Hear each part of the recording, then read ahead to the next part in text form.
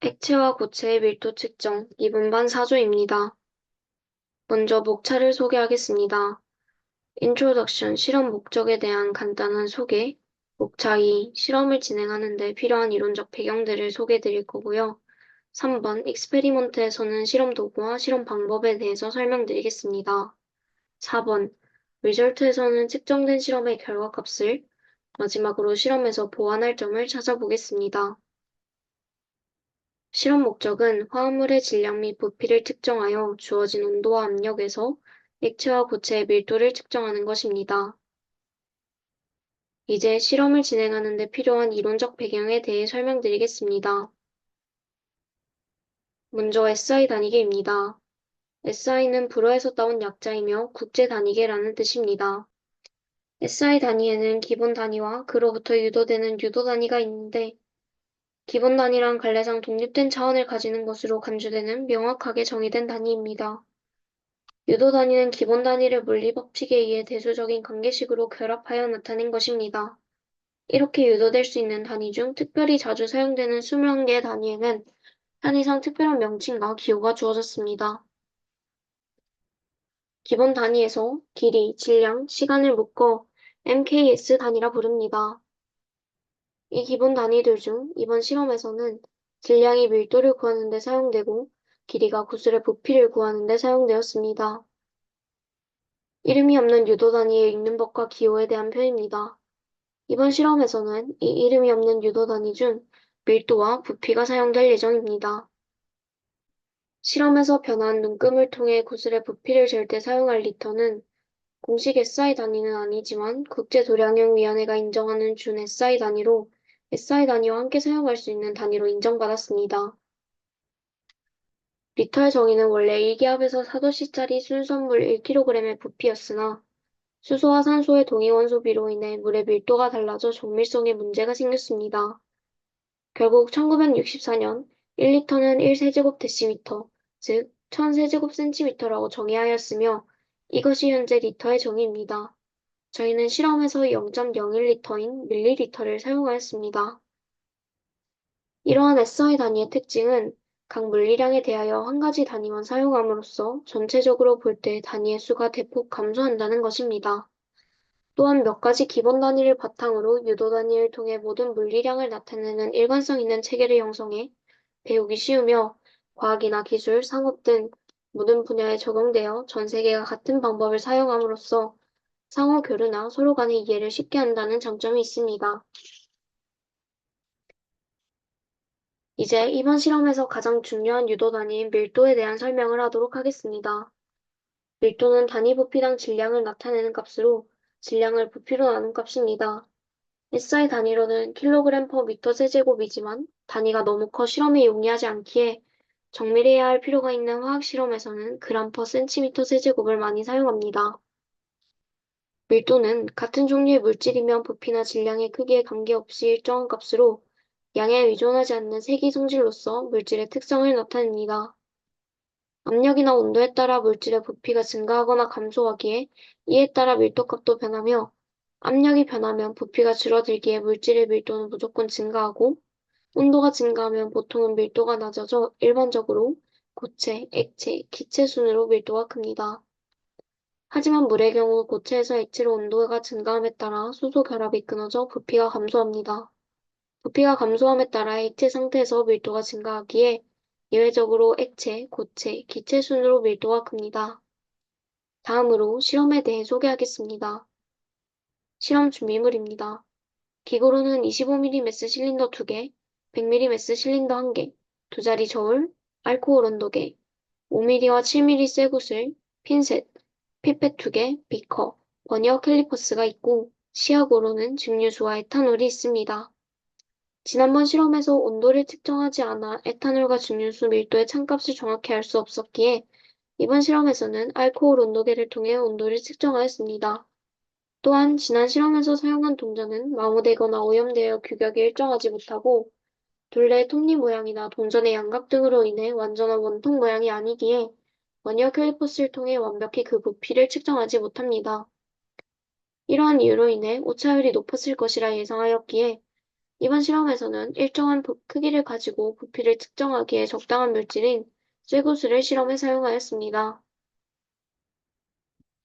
버니어 캘리퍼스는 물체의 바깥지름, 두께, 안지름, 홈의 너비, 깊이 등을 정확하게 측정하기 위한 도구입니다.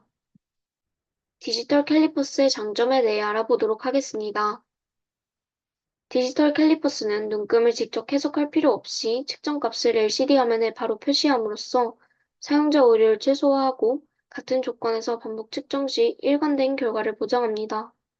큰 디지털 디스플레이는 측정값을 명확하게 보여주며 시력이 좋지 않은 사용자나 어두운 작업 환경에서도 측정값을 쉽게 읽을 수 있게 돕습니다. 대부분의 디지털 캘리퍼스는 밀리미터와 인치 등 다양한 단위로 측정값을 표시할 수 있으며 버튼 하나로 쉽게 전환할 수 있습니다. 디지털 버니어 캘리퍼스의 사용법에 대해 설명드리겠습니다. 캘리퍼스의 전원을 켜고 0점 조절 장치를 통해 측정 시장점을 조정합니다. 측정할 물체를 캘리퍼스의 턱 사이에 위치시킵니다. 캘리퍼스의 슬라이더를 물체에 맞게 조절한 후 LCD 화면에서 측정값을 읽습니다. 측정이 완료되면 캘리퍼스를 깨끗이 닫고 전원을 끈 후 건조하고 서늘한 곳에 보관합니다. 디지털 캘리퍼스는 정밀도가 중요한 모든 분야에서 사용됩니다. 사용하기 쉬우면서도 매우 정확한 측정이 가능하여 작업 효율성을 크게 향상시킵니다. 이번 실험에서 사용한 시약인 에탄올에 대한 설명입니다. 에탄올의 화학식은 다음과 같으며 녹는 점은 마이너스 114도이며 끓는 점은 78도입니다. 에탄올은 휘발성을 가지고 있으며 증기는 높은 폭발성을 가져 연료여도 이용 가능하다는 특징을 가지고 있습니다. 실험 시 주의사항입니다. 피펫 조립 시 꼽는 부분의 끝을 잡아서 유리가 깨지지 않게 주의하여 넣어야 합니다. 또한 피펫 사용 시에는 다른 용액이 들어가지 않게 주의합니다. 비커나 플라스크는 표시된 눈금의 정밀도가 낮으므로 주의해야 하고 구슬을 넣을 때에는 메스 실린더가 깨지지 않게 조심히 넣습니다. 그리고 메니스커스 현상을 이해하고 측정에 유의합니다. 실험 방법입니다. 실험 기구입니다. 25mm 메스 실린더의 무게를 정확하게 측정합니다. 10ml의 증류수를 피펫을 사용하여 메스 실린더에 넣습니다. 증류수의 부피를 읽습니다. 증류수가 든 실린더의 무게를 측정합니다. 25mm 메스 실린더의 무게를 정확하게 측정합니다. 10ml의 에탄올을 피펫을 사용하여 메스 실린더에 넣습니다.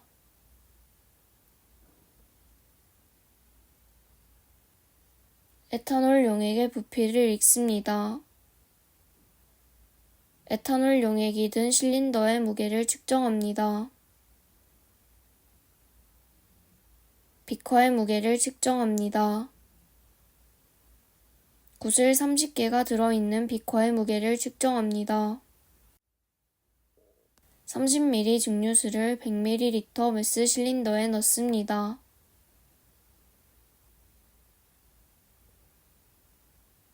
핀셋을 이용해서 구슬 30개를 100ml 메스 실린더에 넣습니다. 이때 메스 실린더가 깨지지 않도록 조심합니다. 증류수의 부피를 측정합니다. 버니어 캘리퍼스를 사용해 구슬의 지름을 측정합니다. 측정 결과값에 대해 설명드리겠습니다. 알코올 온도계로 온도를 측정한 결과 두 시약 모두 온도는 24도였습니다. 위는 증류수를 넣은 실린더의 질량에서 실린더의 질량을 빼 증류수의 질량을 구한 표입니다. 아래는 에탄올을 넣은 실린더의 질량에서 실린더의 질량을 빼 에탄올의 질량을 구한 표입니다. 버니어 캘리퍼스를 통해 구슬의 지름을 측정한 결과는 5ml와 7ml이고 메스 실린더를 사용해 측정한 동전의 부피와 저울을 이용해 진 구슬의 질량은 다음과 같습니다.